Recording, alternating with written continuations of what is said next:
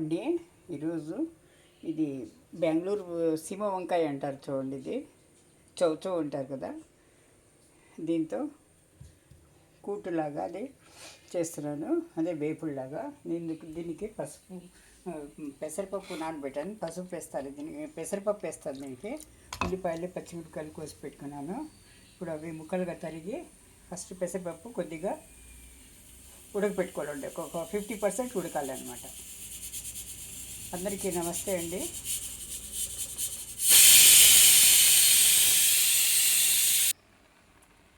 Hello అండి. ఇది సీమ వంకాయ అంట కదా, అదే చౌచౌ. ఇది మేము బెంగళూరు వంకాయ కూడా అంటామండి. ఇది చప్పగా ఉంటుంది కాయగూర, కాకపోతే మంచిదే అండి. కొన్ని పోషకాలు ఉన్నాయి ఇందులో, మరి అంత ఇదేం లేదు, బాగానే ఉంటాయండి. ఇది ముందుగా కుక్కర్ పెట్టి ఉల్లిపాయలు వేసుకుంటున్నాను. ఇది ఉల్లిపాయలు పచ్చిమిరపకాయలు అన్నమాట.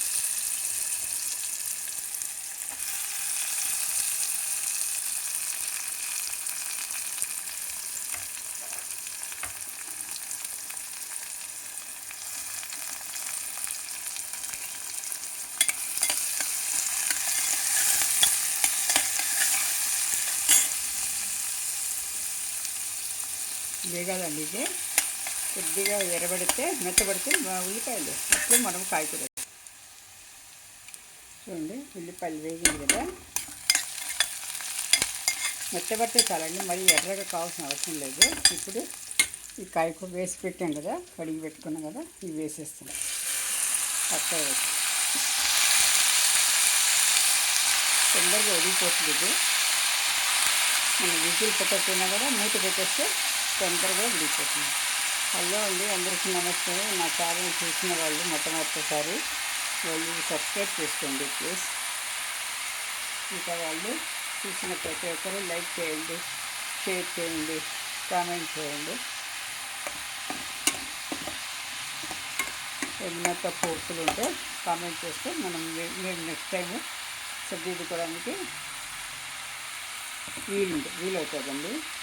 లైక్ చేయడం వల్ల చాలామందికి ఛానల్ రీచ్ అవుతుంది. ఇందులో పసుపు అండి, కొద్దిగా ధనియా పొడి, కారము,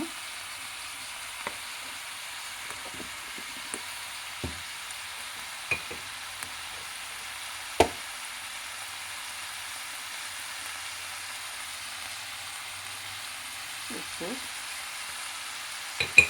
ఇది కర్ణాటకలో ఎక్కువ చేసుకుంటారండి. అసలు ఇది లేనిది అసలు ఇది కర్రే ఉండదు అక్కడ. ప్రతి దీంట్లోనూ ఉంటుంది అన్నమాట. ఇది నూకోలు అంటారు కదా, అది కర్ణాటకలో ఎక్కువ చేస్తారు. దీన్ని మూత పెట్టేస్తాము. 5 నిమిషాలు మూటేస్తే మగ్గిపోతుంది. దీనికి పచ్చివాసన కూడా పోతుంది అన్నమాట. చూడండి, వేగిందండి. ఇది తొందరగా వేగిపోతుంది. మనం కుక్కర్ మూత ఇది చూడండి. ఇది పెసరపప్పు 50% అనమాట. ఇది చేసుకుంటే సరిపోతుంది. ఇందులో వేసుకోవాలండి. ఇది సరిపడా వేసుకోండి, మనకు వేసుకోవద్దు. ఉట్టిగా చేస్తే ఈ ఆకుకూర చప్పగా ఉంటుందన్నమాట. అందుకని దీంట్లో ఏదైనా ఒక ఆలు కానీ ఏదైనా కలిపి చేసుకుంటారు. ఇది కొబ్బరి ఏం వేయరండి, అల్లం వెల్లుల్లి పేస్ట్ కూడా ఏం లేదు. ఉప్పు, కారము, ధనియా పొడి అంతే అన్నమాట.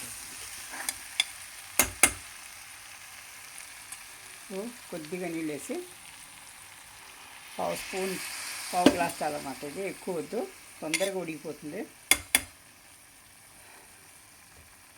ఇది చూపిస్తాను చూడండి. ఇలా ఉంచి అన్నీ వేసేసి తర్వాత చివరిలో కొత్తిమీర వేసుకుందాము. ఇప్పుడు దీనికి ఇలా మూత పెట్టేస్తే చాలండి.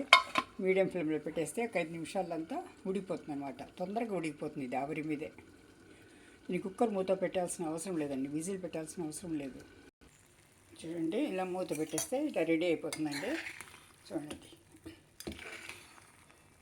దీనికి సపరేట్ తాళింపునే పెట్టుకోవచ్చు, పెట్టకపోయినా కూడా పర్వాలేదండి. ఇలాగే ఉంటుంది. ఇది రోటీలో కానీ అన్నంలో నంచుకోవడానికి కానీ చాలా చాలా బాగుంటుంది. కాకపోతే ఇది కాయగూర చప్పగా ఉంటుంది కాబట్టి ఎక్కువ తినడానికి ఇష్టపడరు చాలామంది, అందుకే పెసరపప్పులో వేసి చేస్తున్నానండి. ఇదిగోండి సర్వింగ్ బౌల్లో చేసుకొని, ఇదండి చివరిది. దీంట్లో పైన కొత్తిమీర చల్లుకోవాలన్నమాట. ఇందులో కొబ్బరి కానీ అల్లం వెల్లుల్లి పేస్ట్ కానీ ఏది మసాలాలు ఉండవండి. ఉప్పు కారము ధనియా పొడి అంతే అనమాట. ఇది చౌచౌను లేకుంటే బెంగళూరు సీమ వంకాయ అంటారండి. ఇది కూటు అంటారు చాలామంది తమిళనాడులో అయితే. ఇది మనము పెసరపప్పుతో వేసిన చౌచౌ అనమాట. ఇది ఈరోజు చిక్కుడు గింజలతో ఆలు చిక్కుడు గింజలు వేసి పులుసు పెట్టానండి. ఇది పులుసు అనమాట.